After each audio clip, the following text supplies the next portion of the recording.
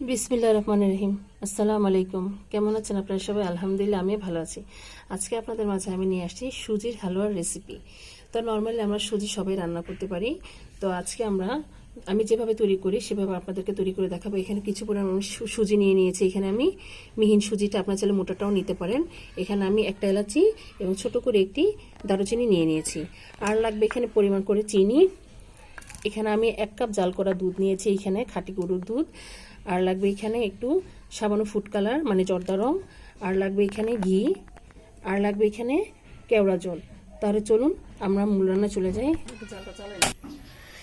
এখন আমি চুলার কাছে চলে আসছি। এখন যে আমি সুজিগুলো রেখেছিলাম সেই সুজিগুলো এখন আমি এর মধ্যে দিয়ে দিলাম শুকনো কড়াইতে। আমি ফার্স্টে এটাকে হালকা একটু টেলে নেব। একটু টেলে নিলে ভালো হয় সুজিটা। আপনি একটু টেলে নেওয়ার চেষ্টা করবেন।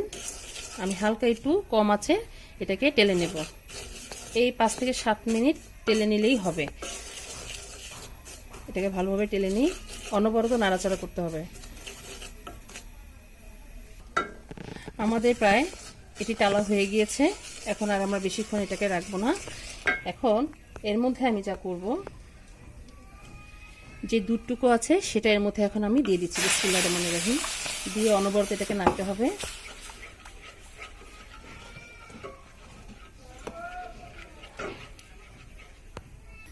এখন আমাদের এটা প্রায় বলক আসা পর্যন্ত অপেক্ষা করা লাগবে। এটাকে আমি এখন নাড়াচাড়া করছি।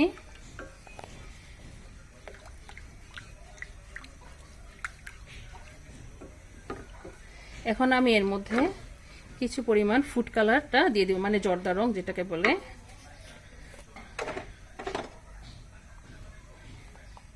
এখানে আমি সামান্য করে একটু জর্দা রং দিয়ে নিচ্ছি।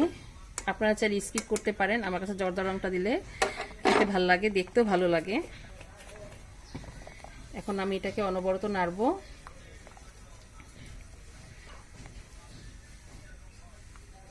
এখন আমি এর মধ্যে যে চিনিটুকু আছে সেটার মধ্যে দিয়ে দিব।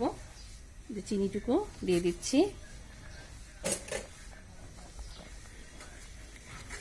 দিয়ে দিলাম চিনিটুকু। এটাকে ভালোভাবে নাড়াচাড়া করতে হবে, তা না হলে এটা নিচে দিয়ে দলা পেকে যাবে।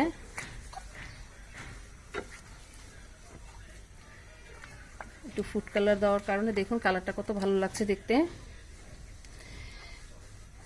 এখন আমি এর মধ্যে যে ঘি আছে সেটা থেকে আমি কিছু পরিমাণ ঘি দিব। এখন এই যে ঘি, এখানে আমি 1 চামচ ভরে ঘি দিয়ে দিচ্ছি। ঘিটা অবশ্যই দেবেন, তাহলে হালুয়ার টেস্টটা দ্বিগুণ বেড়ে যায়।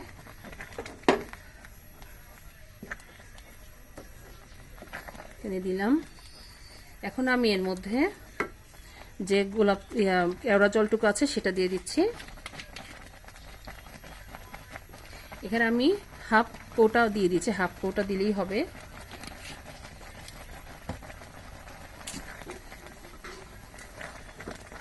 অনেকে প্রথমে একটু ঘি দিয়ে তারপরে সুজিটা টেলে নেয়।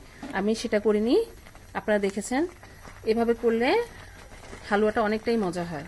সবভাবেই করা যায়, যে যেভাবে করে। আমি এখানে ঘিটা পরে ব্যবহার করেছি। আমাদের চিনিটা একটু চেক করে নিব। মাশাআল্লাহ ঠিক আছে, চিনি আর লাগবে না।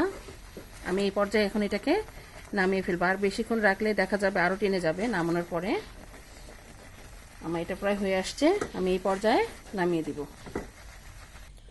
তৈরি হয়ে গেল আমাদের মজাদার সুজির হালুয়া রেসিপি। আমি কিছুটা কিশমিশ এখানে উপর দিয়ে দিয়েছি। যে দেখুন, মাশাআল্লাহ আলহামদুলিল্লাহ, দেখুন দেখতে কত ভালো লাগছে। এটা খেতেও ভীষণ মজা। এটা সকালে নাস্তাতে অনেক জমে যাবে। সাদা রুটির সাথে, পরোটার সাথে এটা খেতে ভীষণ মজা লাগে। লুচির সাথেও খেতে ভালো লাগে। তো আপনারা এইভাবে একবার হলে তৈরি করবেন, ইনশাল্লাহ আপনাদেরটাও আর ভালো হবে। তো আমার এই সুজির হালুয়া রেসিপিটা আপনাদের কাছে কেমন লেগেছে আমাদেরকে অবশ্যই কমেন্ট করে জানাবেন। আর আমার জন্য দোয়া করবেন, আমি যেন আপনাদের মাঝে আরও রেসিপি নিয়ে আসতে পারি। তাহলে আজ এই পর্যন্তই। আপনারা যে যেখানে আছেন ভালো থাকেন, সুস্থ থাকেন। আল্লাহ হাফেজ।